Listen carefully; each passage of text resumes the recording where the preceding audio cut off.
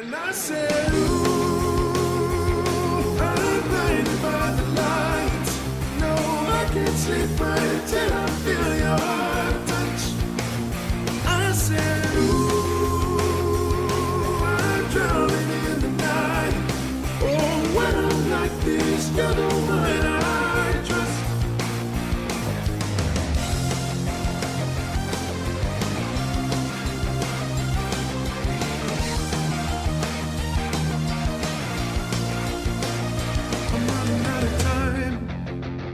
Cause I can see the sun light up the sky. So I hit the road in overdrive. Baby, hit the road in overdrive. The city's cold and empty. No one's around to judge me. I can't see clearly when you're gone. And I said, ooh, I'm blinded by the lights. No, I can't sleep until I feel your touch. I said, ooh, I'm drowning in the night. Oh, when I'm like this, you're the one I trust. I'm coming back to let you know I can never say it all before. But whenever I let it go, this time I said, ooh, I'm blinded by the lights. No, I can't sleep until I feel your touch.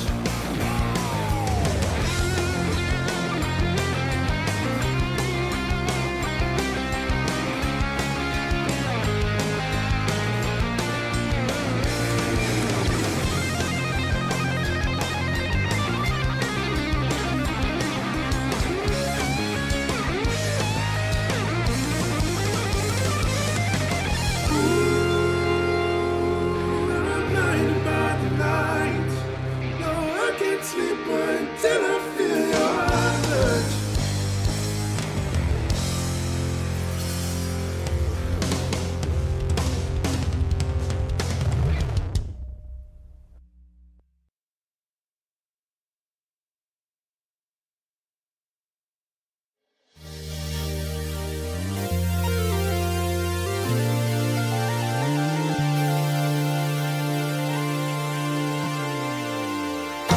Feel free to be whoever you want to be.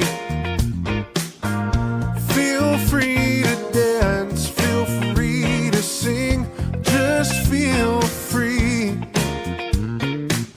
Feels like the world is picking on ya. Feels like it's picking on me. But trying to please everybody, that ain't no way to be. Hey everyone. Hey, good to see you. Everybody having a good day? Everybody happy? Ready for Christmas? Happy holidays, everyone. Well, misery loves its company, and that's why we're here today. To we just be miserable together. Let's just embrace the misery, everyone. We're in football hell. We're in football hell. Let's just pull up a seat at the football hell table of joy. It's a very dark intro to today's episode. But that's how we feel today. Episode 64. Titans officially eliminated from playoff contention. They lose another close one. Overtime loss to Houston. And, boy, I got a lot on my mind today. Got a lot on my mind today, baby. Oh, man. I usually have a format that I get on here, try to follow. Forget it. We're just going with it today, okay?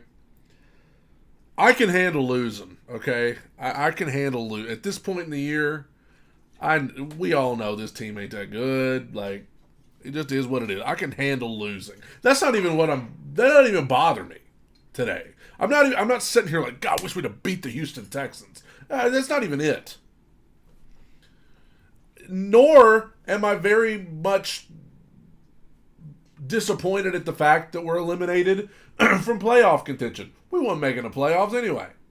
Hey, you gonna put us in over Buffalo, Cincinnati, Cleveland, Indy? Like you gonna put us in over those teams? You think we're gonna win the division? No, we were not making the playoffs, even if we won. It would have been fun for another week to have that idea of hope, But we were not making the playoffs. So I'm not even. It's not even the loss.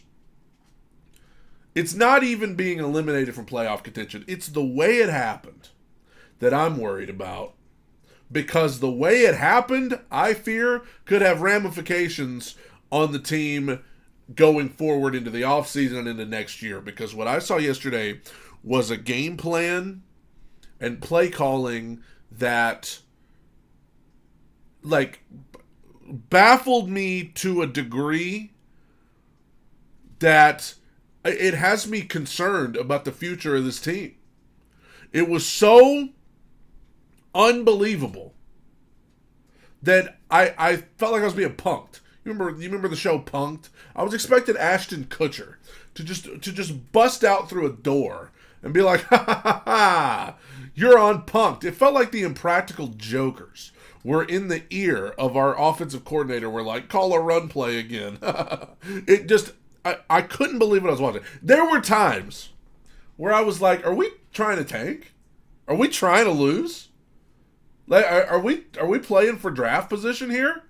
I would be relieved if Vrabel would just come out today and be like, man, we were trying to lose. We were trying to tank for draft. I would be relieved because the very idea that they went out there with that game plan yesterday and ran those plays trying to win, that's concerning. Okay, that our offensive coordinator and coaching staff as a whole, head coach and everybody, went in there with that formula. And we're going to talk a little bit about formulas, okay? Because Vrabel had some things to say yesterday about formulas and winning formulas and things of that nature. But I just couldn't believe what I was seeing yesterday. How many times can we run the ball up the middle on 1st and 10? Derrick Henry, I would never want to disrespect the king, okay? This is the worst game of his NFL career yesterday. What do you have, 15 yards? I mean, and it wasn't for lack of carries. He got plenty of opportunities. And I know their offensive line's horrible. We've talked about it all year. But why do we keep trying to, indulge me here for a second. You know what it reminded me of? This is not going to be a long story. It's just a quick example. I played football in high school, and we got to the playoffs one time. We were bad most of the time, but we got to the playoffs once, and we had this obsession with trying to run this lateral play where like the wide receiver would catch it and pitch it back to the running back, and it had worked a couple times for us through the season. So we got this playoff game, and our coach kept calling this lateral play, and it was not working. This other team they had watched the film, they knew what we were doing. And I'll never forget, our quarterback looked over at our head coach on the sideline and screamed, in the middle of the game, they know what we're doing, because he called it again. He screamed at our coach from the field. He said, they know what we're doing. And the coach said, I don't care, run it anyway. That's a story from my life. That happened to me. Our quarterback, this is on my high school football team, when I was there, looked at our head coach and said, they know what we're doing, stop calling that play. And he screamed back, I don't care, run it anyway. So we kept running it, and they kept stopping it. That's what I felt like watching the Titans yesterday. They know what we're doing. They know that we're going to hand the ball up the middle. They know. And listen, there are other factors here, okay? Offensive line, yes, it's horrible. And I'm concerned after yesterday because our first-round draft pick, Peter Skoronski, he got toasted yesterday. And I know he's a rookie, and I give got to give room for rookies to be rookies and learn as they go. But then we picked this guy at number 11. He got toasted yesterday. Over and over.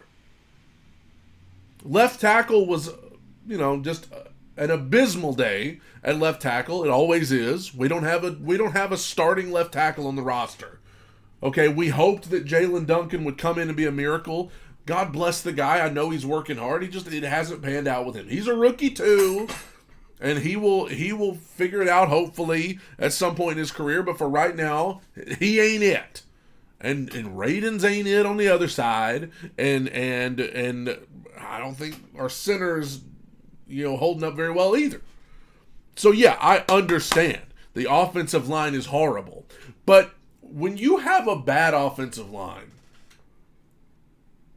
and you keep coming out there on 1st and 10 and saying, well, we're just going to run this thing up the middle every time. Where's the tweet? Where's the tweet that I shared on the Two-Tone Talk Twitter yesterday? Go follow me on Twitter, X, Two-Tone_podcast. This is a tweet from yesterday. Titans ran 15 designed first down runs yesterday for a total of -1 yard. And Derrick Henry probably had to fight to get back to -1. Because at one point, we're talking 3, 4, 5 yard losses on these plays. Do you realize when you have a bad roster overall, when you have a bad offensive line, and your predictable play calling keeps landing us in 2nd and 13, 2nd and 14, 2nd and 15. Not because anybody's getting penalized, not because anything crazy happened, just because they know what we're doing and they're stuffing us in the backfield.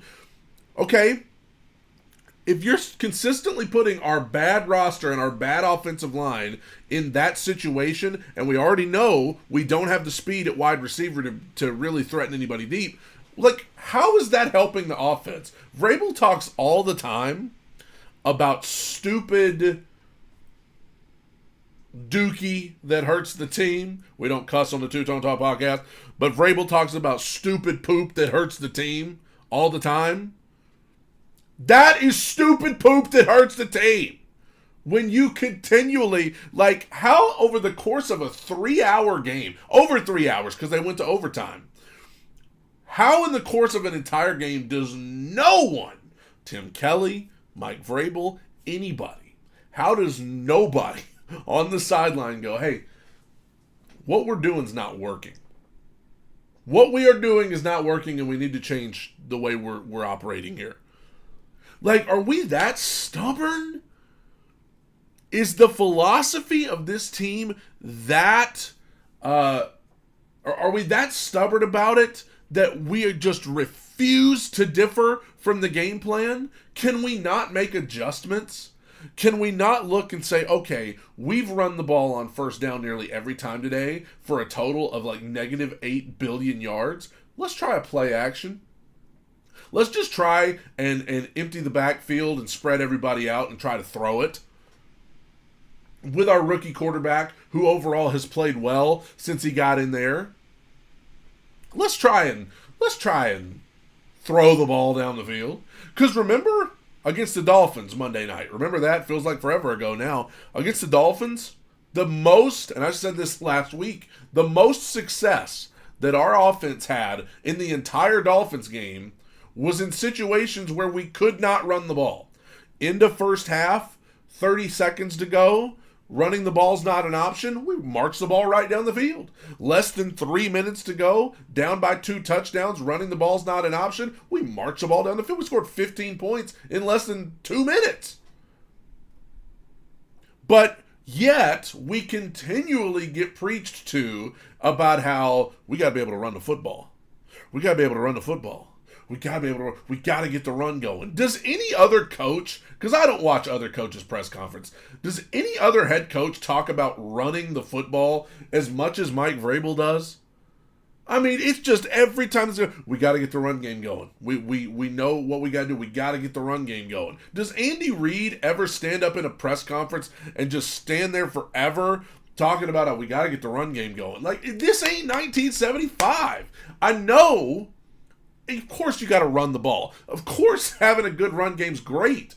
I think not having a good run game has cost the Buffalo Bills a Super Bowl probably over these last few years, and now they have a good run game, so we'll see what happens with them. But, like, yes, a great run game is awesome. It's great.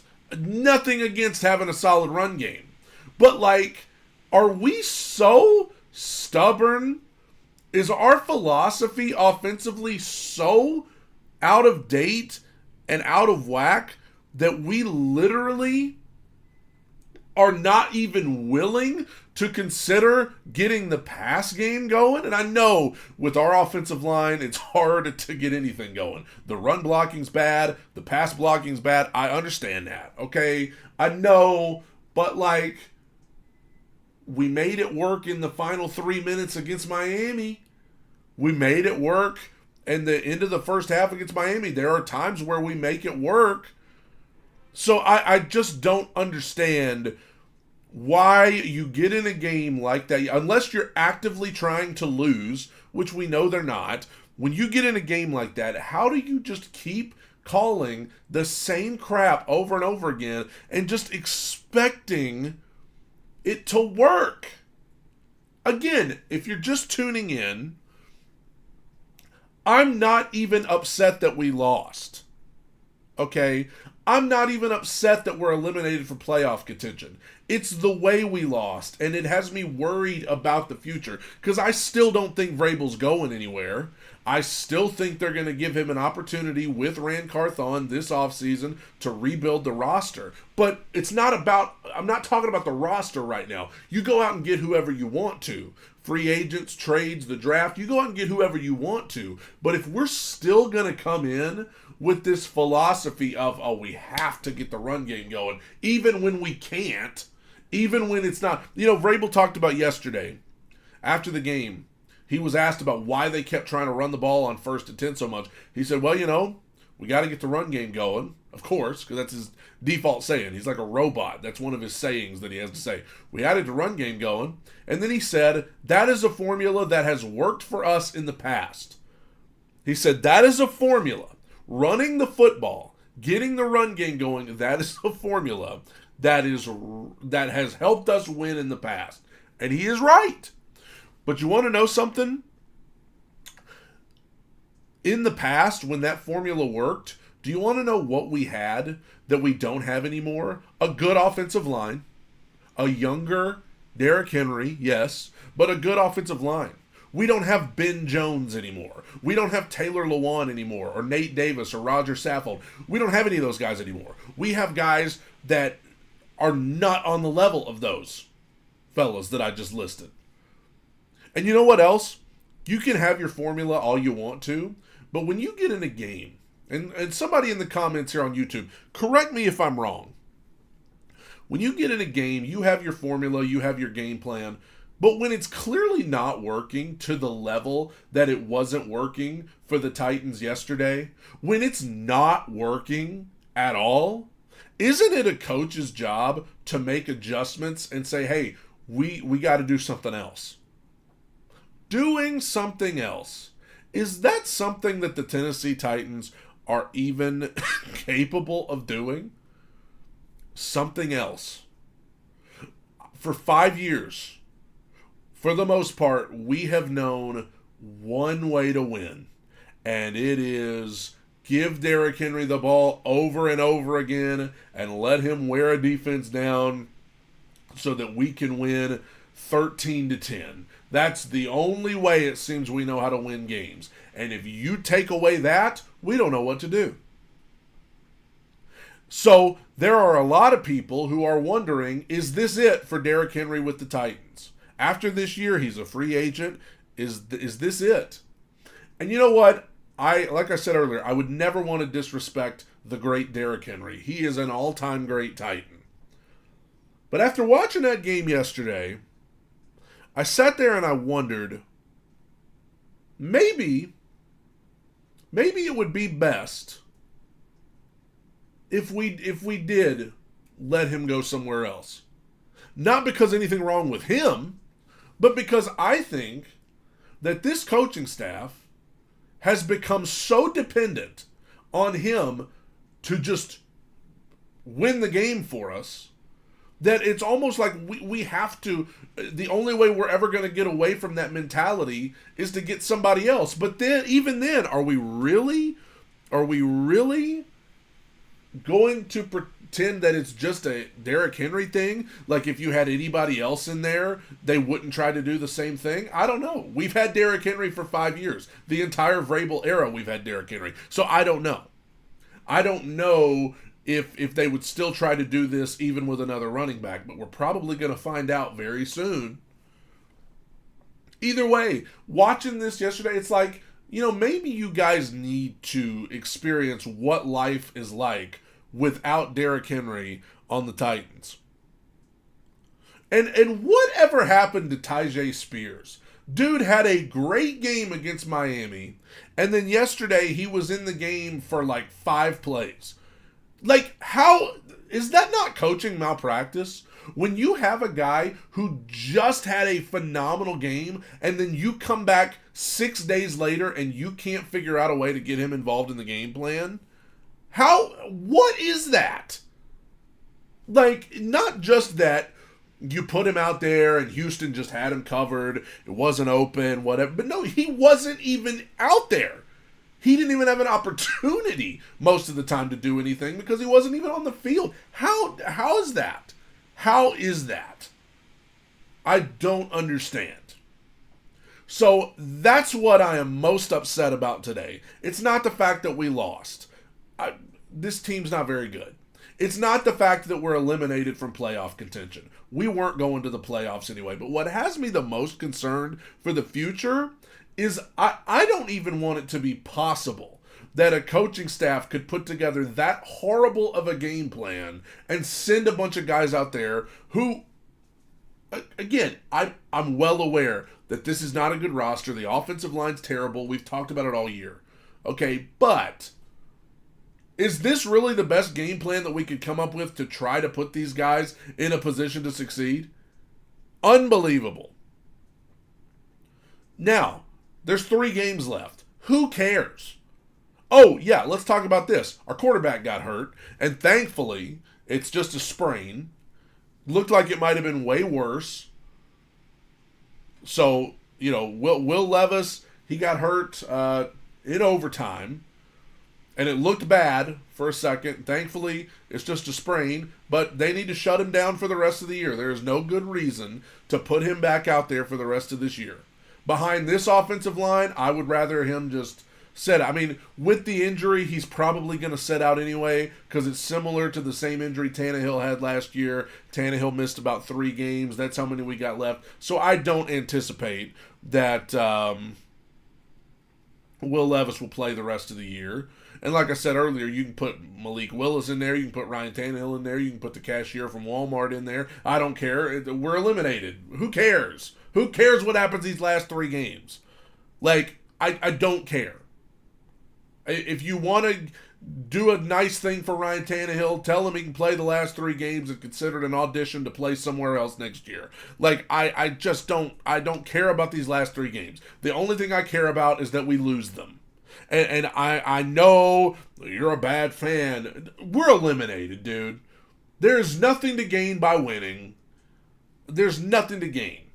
Unless you just want to, be happy to spoil things for Jacksonville or something. But I don't even care about that. I want as high a draft pick as we can get now because that's the only thing that can come out of this that's even remotely positive. We're at pick number 9 right now, and we have the opportunity to move up a few picks. Maybe not quite into the top 5, but depending on what happens, I mean, that's what's important from now on. And, I am of the belief you never root for your team to lose unless you are eliminated from playoff contention. Then who cares? Just lose. Lose these last 3 games, finish 5-12, and let's go get a left tackle. Not that we haven't already tried that before. My gosh, we try to draft offensive linemen all the time. They never pan out. I can't even, I can't say it enough, guys. It's not about the loss. It's not about being eliminated from playoff contention. It's about the way it happened. It's about watching one team in Houston who seemed, even with backups all over the place, that's something to note, by the way. We didn't just lose to Houston. We lost to their backups. We lost to Case Keenum. Okay. Houston was fired up to be there. Their coach has done a phenomenal job. They're right in the thick of the playoff hunt. And they came in there, man, they were excited. They were ready to go. We came out in our Oilers throwbacks, and we seemed like it was 1975. It's appropriate that we were wearing the Oilers uniforms because it looked like we were trying to go back in time with our offense. And I don't know. Let's talk about Levis. I know Levis got hurt. I thought, Will Levis, it was not a great performance from him yesterday. And before you jump on my case, I already know there are factors at play here. Offensive line, play calling, all of that. Yes, I'm like you. I want to see Will Levis play with a better offensive line, better weapons on the outside. I want to give him that opportunity. I think his future could be very bright. But yesterday, the interception was bad. The interception, forcing that ball to Hopkins, especially when Traylon's running down the field wide open. But even if Traylon wasn't running down the field wide open, you can't force that pass to Hopkins. He's not open. There were times where I felt like, as bad as our offensive line is, there were times where I felt like Will Levis held on to the ball a little too long. And he's a rookie, okay? He's a rookie who hasn't even been starting all year. So you know what? Fine. Yes, you hold on to the ball a little too long. You just growing pains. I get it, guys. Don't come on here and be like, you're giving up on Will Levis. No, I'm not. Not giving up on Will. Will Levis has done more good than bad. But yesterday, not his best. Not his best work. I know the YouTube chat's going crazy. You guys are talking about so many different things. I'm reading along. But I've just got so much to say today. I'm just, I'm just shooting from the hip, as Paul Heyman would say. So, and here's what's just remarkably disturbing to me. Forget yesterday. Let's look at this season as a whole. And Luke just said, what would have happened if Levis tore his ACL? That's what I was afraid of. Because when I saw that injury, I was like, oh my gosh, this is going to be some kind of injury that, messes him up long term. Like, he'll never be the same, and it'll always be a what if. Thankfully, it's just a sprain, but with this offensive line, it could have very easily been something worse. That's why I don't want him in the rest of the year. Look at this entire season. The Titans have played 14 games so far. 14 games. Do you guys realize that in half of those games, in 50% of those games, this offense has scored one touchdown or less? I don't have to tell you that's a recipe for disaster. I don't have to tell you that's going to lose you most of your games because you already know. Coincidentally, all 7 of those games, the Titans lost. Look here. Against the Saints, against the Browns, against the Bucks, all 3 of those games, the Titans scored no touchdowns. Against the Colts the first time, against the Ravens, against the Steelers, and yesterday against Houston. I know they scored 2 touchdowns, but one of them was a pick 6. So I'm saying offensively, we only scored 1 touchdown. So in half of our games, we have scored 1 touchdown or less. Our offense is consistently bad. And what's concerning to me is it's nothing new. Let's rewind to last year when we still had Todd, by God, Downting. Okay. Offense was terrible then. 7-game losing streak. We were 7-3. We ended the season 7-10. 7-game losing streak where we allowed the Jaguars to come back and win that division. And I'm going to talk about the Jaguars in a second because we need a little bit of joy on this podcast today. So that's why I'm going to talk about the Jags here a little bit. I'm talking about everybody. But anyway, last year, on that 7-game losing streak to end the year, Titans offense was abysmal. Absolutely horrible. Every game we were putting up 13, 14, 16 points. Just struggling to score touchdowns, struggling to get yards, and it cost us.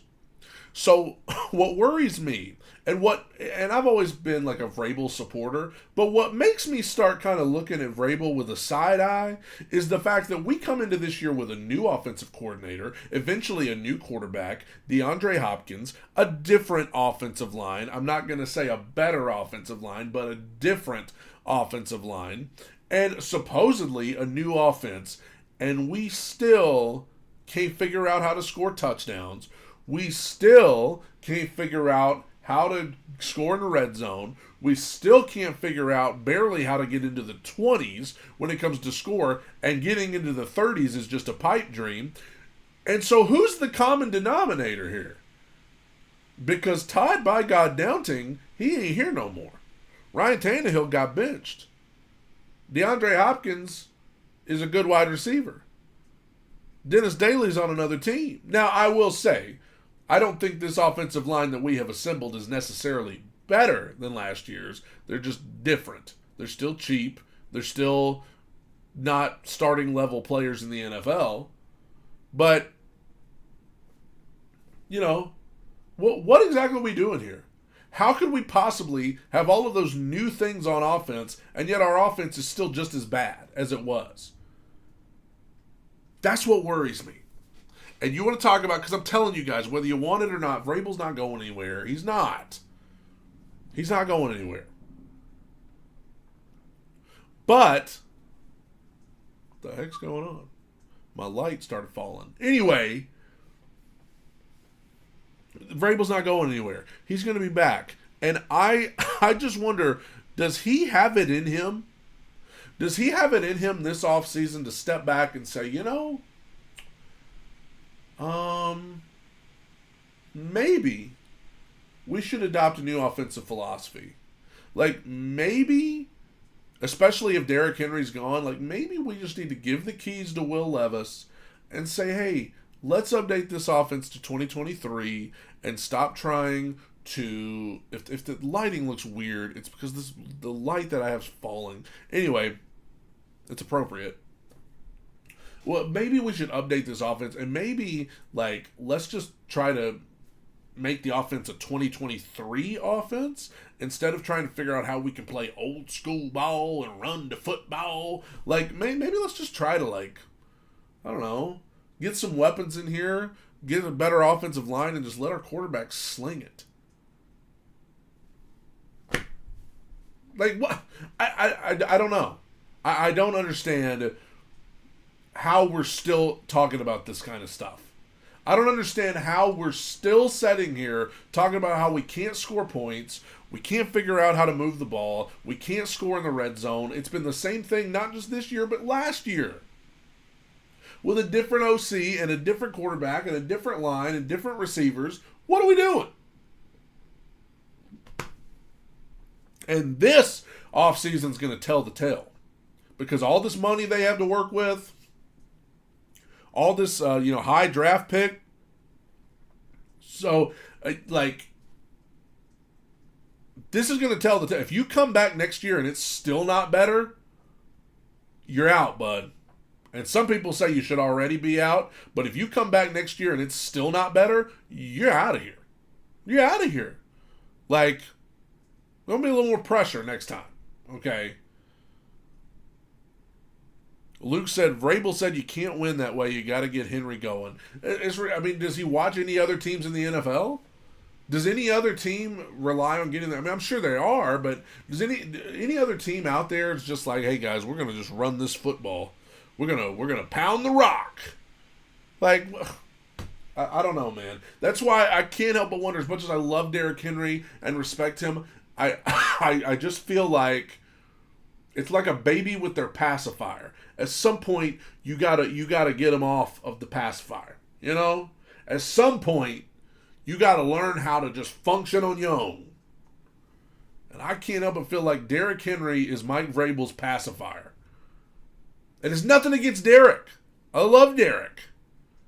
But, man, at some point, you got to stop trying to... Just because it worked 3 years ago does not mean it's going to work now. Times change. Vrabel talks about it all the time. Every season is different from the last. Every season is different. Every team is different. Just because something worked last year doesn't mean it's going to work this year. And yet, he comes in and he's like, well, this formula has worked for us before. It's like, okay, but wait, you said that what worked last year doesn't always work this year. Like, I don't know, guys. I don't know.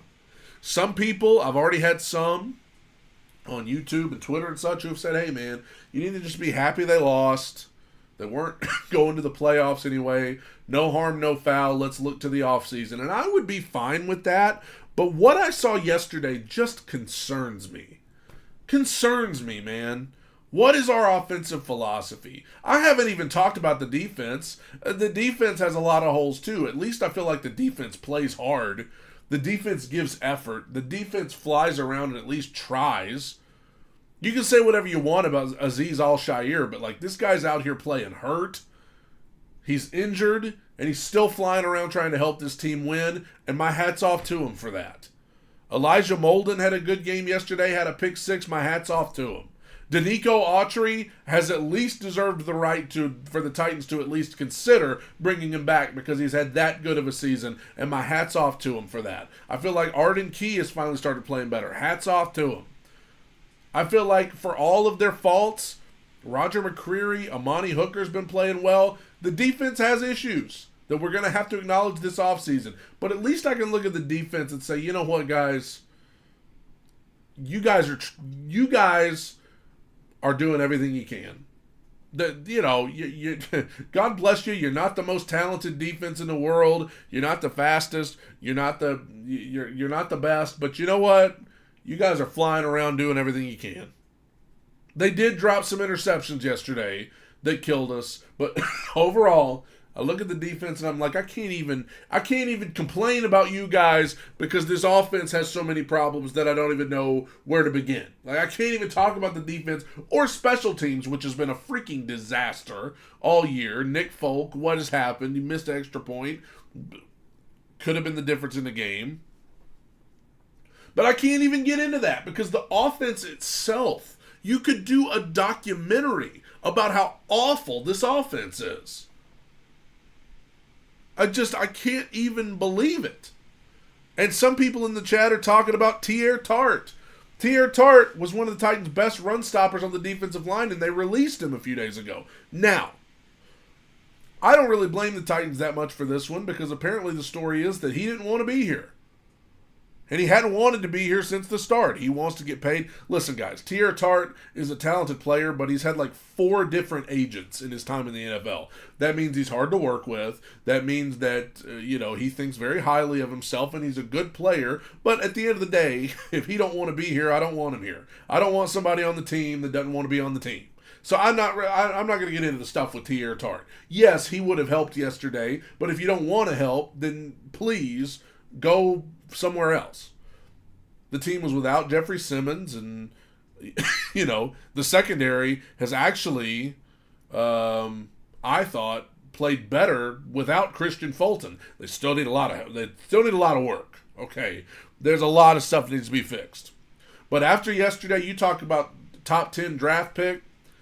Some people have insinuated we need to take a wide receiver, tight end, corner. Hey, listen, all of that stuff is massive needs.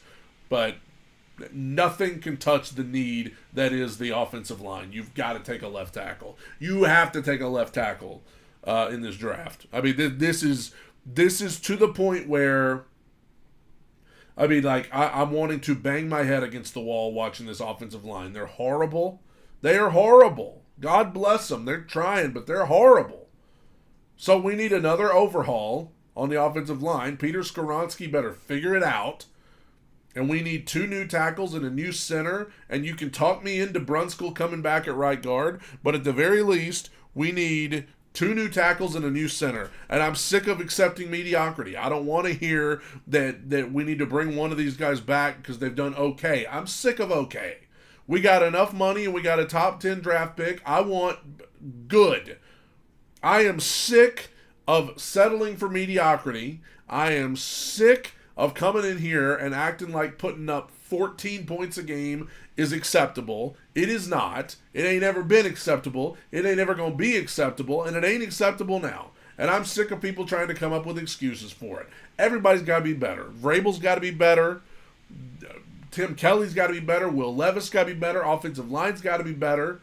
Receivers got to be better. I thought it was DeAndre Hopkins' worst game as a Titan yesterday, probably because they're triple teaming him. And you want to know what kind of mediocrity I'm talking about? I'm talking about Titans fans on Twitter today celebrating the fact that Treylon Burks had such a great game yesterday. Treylon Burks had 2 catches, both in the first quarter, and then nothing else the rest of the way. And we're celebrating. Yay! What a great game for Treylon. First round draft pick had 2 catches. Finally, a little bit of production in the first quarter, and we're throwing a party. That's the kind of mediocrity I'm talking about. I'm done celebrating crap like that. Where did he go after the first quarter? I'm not saying it's his fault. Is it the play calling? Is it the schemes? Is it the offensive line? Is it Levis? Is it Burks? Is it all of that? I don't know, but I'm sick of acting like we got some great production out of Burks yesterday because he had 2 catches for 50 yards. I'm sick of celebrating crap like that. I'm sick of sitting around talking about, hey, Jalen Duncan played pretty well today. He only gave up 8 pressures and 3 sacks. That's horrible. Get real, man. And it goes to the coaches, too. I'm sick of sitting here acting like it's a good thing that our philosophy to win is to drag teams down into the mud with us and slug them out. That's not going to win you games most of the time. Has it worked this year? You tried to drag Houston down into the mud. Did that work? You tried to drag Indianapolis down into the mud. Did it work? You tried it with Baltimore, Pittsburgh. You tried to drag those teams down into the mud, and they still beat you. So how about we use this offseason and all of the money that we have and all of the draft pick, the high draft pick, whatever, how about we use all of that to completely change the offensive philosophy of the entire team? How about that? How about we use all of this stuff that we have, opportunities this offseason, let's change the whole philosophy. Let's say, hey, let's stop treating running the ball like it's oxygen, like we need it to survive. And let's just, if we've got a quarterback that we believe in Will Levis, then let's do what Philadelphia did. Don't we know they did it? Because they took one of our best players to do it. And I'm not going to say they took him. We gave him away like morons. There's your weekly A.J. Brown reference. Let's do what they did. Let's do what Miami did. Let's do what all of these teams, let's do what Jacksonville did, even though it's still not working. But let's do what Jacksonville did. Let's try and just build around the young quarterback. Forget the stupid run game. Let's try and build around the quarterback. Let's try and get receivers, tight ends, and offensive linemen to put the quarterback in a position to succeed so that we can throw the ball and win. I'm not saying we got to abandon the run game. You'll still have Spears and probably somebody else to trade off snaps, but I am sick of saying, okay, let's get these receivers and stuff in here that are mediocre, that are on practice squads in other teams, but then let's bring them in here and put them in and then act like it's acceptable and that we can win like that. No, I'm sick of it. That's the kind of mediocrity I'm talking about. Gosh, I'm sick of talking about this team. I'm ready for this season to be over, and I don't give a crap about these last 3 games. I don't care. The Seahawks game's on Christmas Eve. I'm probably going to be at a family get-together and just kind of keep up with it on my phone. I'm sick of it. I'll probably still watch, but dang it, it's because I'm a lunatic. It's because I'm a psychopath who still can't help but watch this team. I'm a glutton for punishment. I've had enough talking about the Titans. Let's talk about some of these other games. Saturday, the Bengals beat the Vikings. The Bengals put in Jake Brown. They have a backup quarterback, and they're letting the dude sling it. They've got a backup quarterback, and they're not playing it conservatively. They're not trying to, tiptoe around and try to just play not to lose, and let's try and win it 10-6. They put up 27 points, beat the Vikings in overtime, and let this dude sling it. Jake Browning threw 3 touchdown passes in the fourth quarter. That's a backup quarterback. Bengals beat the Vikings. Colts beat the Steelers with Gardner Minshew, who's probably going to be starting somewhere next year. The Colts have a more aggressive offensive game plan with Gardner Minshew and a bunch of backups. The Lions beat the Broncos 42-17. Man, what I wouldn't give to be able to put up 42 points. Gosh. Lions looked good. Dolphins, after getting beat by the Titans, they probably had a team meeting and were like, okay, well, that's unacceptable. And they come out and beat the Jets 30-0. So Dolphins are right back on track. Bucks beat the Packers 34-20. Bucks probably going to win their division. Baker Mayfield. The Bucks let Baker Mayfield, the cheapest quarterback in the league, they let Baker Mayfield come in and sling that ball around. Because he's got talent around him. Get Will Levis some talent. Packers have melted down again. Saints beat the Giants. DeVito got hurt. Tough loss for the Giants. They're probably out of it now. Saints stay alive in their hunt for the NFC South. Whoopee. The Falcons, straight up, the Atlanta Falcons are officially participants in the Dookie Poo Olympics. Dookie Poo Olympics, the DPOs. They lost to the Panthers 9-7. You see these pictures from the Carolina Panthers game? Like 15 people there. What the heck's going on? Well, I know what's going on. The Panthers are horrible and the Falcons aren't good either, and it was raining. But the Falcons lost to the Panthers. Devastating loss. And the Falcons probably have gone from legitimate playoff hopes to looking at mock drafts. Let me tell you something. If Arthur Smith ends up getting fired, I would welcome him back with open freaking arms. That's what I'm saying. Here's an argument for you guys. Because I've talked about it here. Is Vrabel the common denominator? Maybe. But you know what? This Titans offense in 2020 was bumping with Arthur Smith as the offensive coordinator. Corey Davis, A.J. Brown, Derrick Henry, Ryan Tannehill. They were killing it. And Vrabel was the coach. So what happened between then and now? Is it literally, do you think maybe Vrabel looks at this roster and has no faith in the roster? So he's just like, dude, we just gotta give it to Derek and get out of the way. I mean, I don't know. But I don't know if I can sit here now and say our offense can never be exciting and fun with Mike Vrabel as the coach, because it has been in the past. I mean, they put up much better numbers than this in 2021 with Todd, by God, Downting as the OC. So I don't know. Browns beat the Bears 2017. Tough loss for the Bears. Browns are a shoe-in to be a wild card team. And hey, wouldn't that be a story if they went on a run with Joe Flacco? Would have been a crazy ending if that Bears dude caught the Hail Mary. Chiefs beat the Patriots 27-17. Way to get back on track for the Chiefs. Kind of easy when you're playing New England. 49ers all over the Cardinals 45-29. Brock Purdy, Mr. Irrelevant. You put him in a position to succeed. Get talent all around him. Get a good offensive line. And look at what he's doing. Mr. Irrelevant. Can you imagine? Rams beat the Commanders 28-20. Let me tell you something. The Rams, in my opinion, the Rams are going to make the playoffs, and they're going to be a dangerous wild card team. Remember where you heard that. Speaking of dangerous wild card teams, let's talk about the Buffalo Bills, who beat the Cowboys 31-10. Josh Allen didn't even throw for 100 yards. They ran all over the Cowboys yesterday. The Bills, if they sneak into these playoffs as a wild card team, you better get ready, because this is one of the more dangerous wild card teams you will see. And I am going to spend the rest of my NFL season not rooting for anybody, but just rooting against teams. I'm going to root against anybody who plays the stupid Jaguars. I'm going to root against anybody who plays the stupid Colts. I'm going to root against anybody who plays the Dookie Poo Texans. I'm going to root against anybody I'm going to root for anybody who plays the Rudy Poo Cowboys and the Rudy Poo Eagles. I'm going to root for anybody who plays those Dookie Poo teams, because I can't stand any of them. As long as this season does not end, I will even take the Chiefs, dude. I will even take Mahomes and Kelsey and the referees and Taylor Swift holding up the trophy again. I would rather see that than to see Trevor Lawrence looking like the chick from Glee holding up the trophy. Doesn't look like it's going to happen.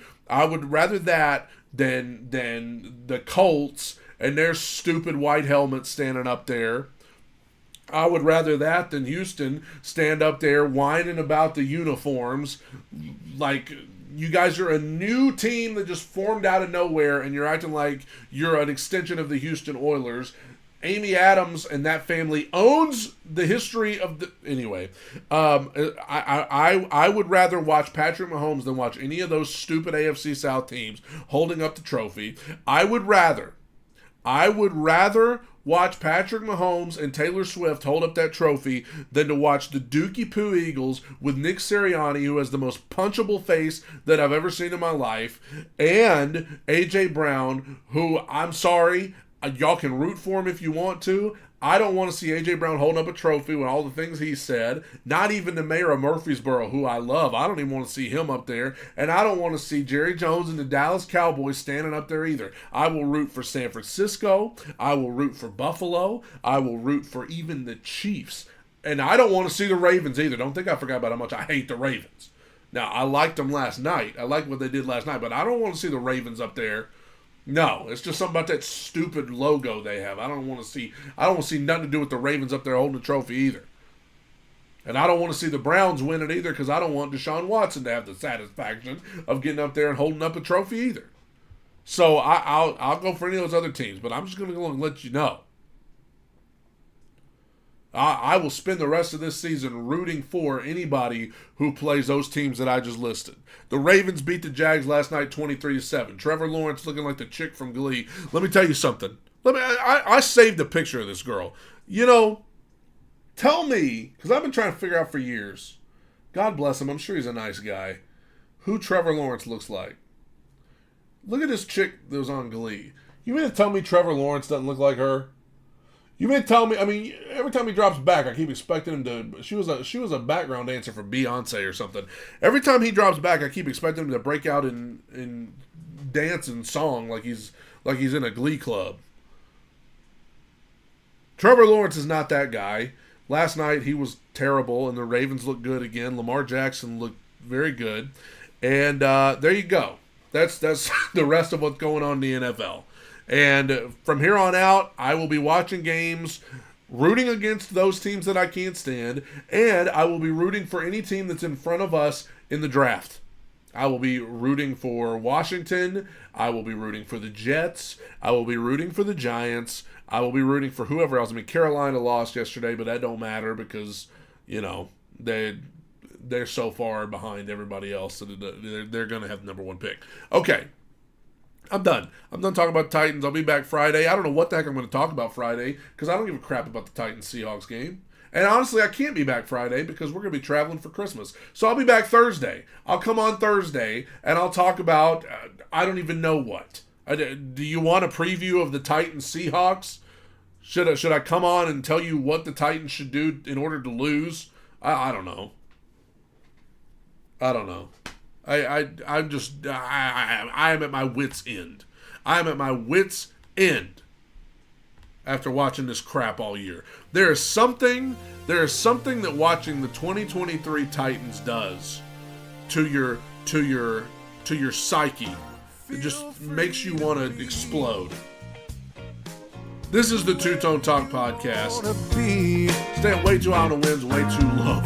Way too low on the losses. Thank you guys for tuning in. Misery loves its company. See you Thursday. Like the world is picking on you. Feels like it's picking on me. But trying to please everybody, that ain't no way to be. So many people try to get you to fit their mold.